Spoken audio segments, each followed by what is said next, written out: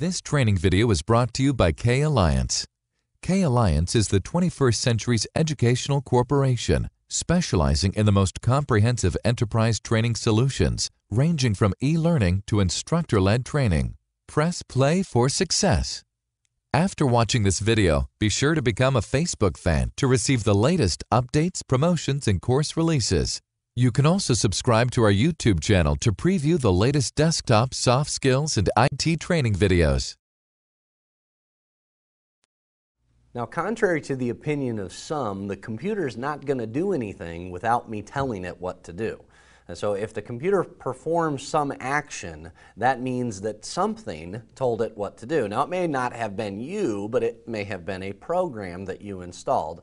In other words, computers don't just do things on their own. And input and output devices are the primary ways in which you and I as humans can interact with the computer system. And these are also the devices then that I'm probably the most familiar with. Why? Because these are the components that we see and touch and use every single day. Input devices, very simply, send input to the computer, send information to the computer so that it can process that information.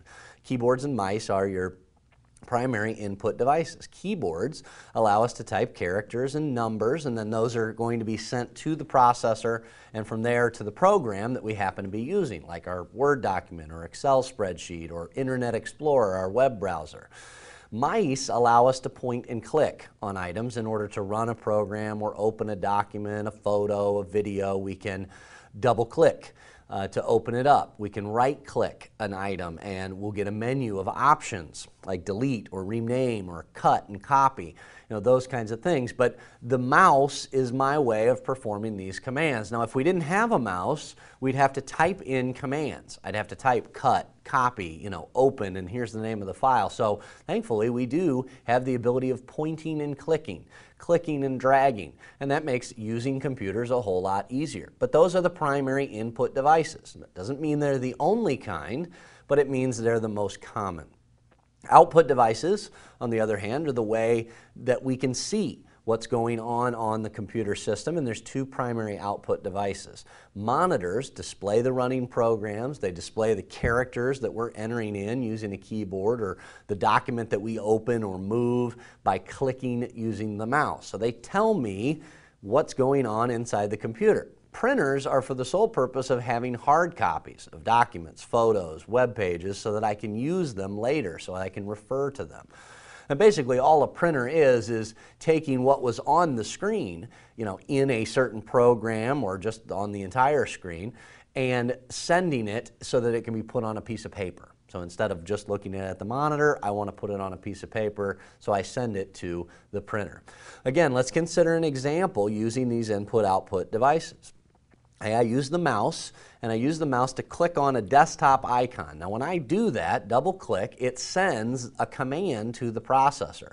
And the processor, using the location that this shortcut, this icon is pointing to, goes and tells the hard drive to locate the program. Okay? It locates the program gets loaded into memory, and the processor then sends output to the video card, and that displays the keys, or displays the program on the screen. Okay. At that point, I type in characters. I'm using the keyboard, and I'm giving it more input. The characters that I'm typing are actually sent to the processor, and the processor sending output out to that video card, which connects your monitor, so that those characters display. You can see what you're doing. And then at the end, you choose to print. You've finished your document, you choose to print, and now the processor sends the output to a printer, and the printer begins to print the information that you're seeing in the program out onto a piece of paper. Okay, and so again, that's just a further example of how we use these input and output devices to communicate with the system. Now, like I said, there are other input-output devices, as those are not the only ones, they're just the most common, but it's arguable that this next one is also extremely common. Speakers, they're probably just as common as a monitor, and we need those to play sounds from the computer system. Now, these might be separate speakers, they might be included with the desktop itself, it might be a part of the monitor, but still, we have speakers that are plugged into a sound card that play sounds for me.